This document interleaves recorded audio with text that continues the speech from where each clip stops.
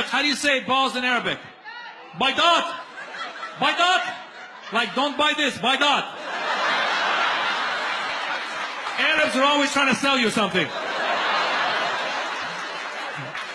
Don't buy this, baydat.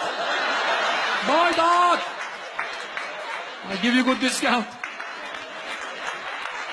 Stephanie, how do you say balls in Chinese? That's a good one. I want to hear that. Let's teach us. How do you say balls in Chinese? I have no idea. You have no idea. What the hell happened to your guys' languages? What is it? Chill? Cho. C-H-U-I-A-O. Chow. There's a lot of vowels in your balls. Right? Chow. The way you do Chinese, C-H-I-A-O-U, sometimes Y. Chow. I love it. Chow. Chow. That's pretty close. Urdu. How do you say it in Urdu? What? What?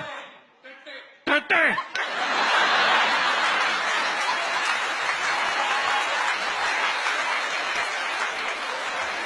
I feel like you have to go Tatty. Tatty. Tatty.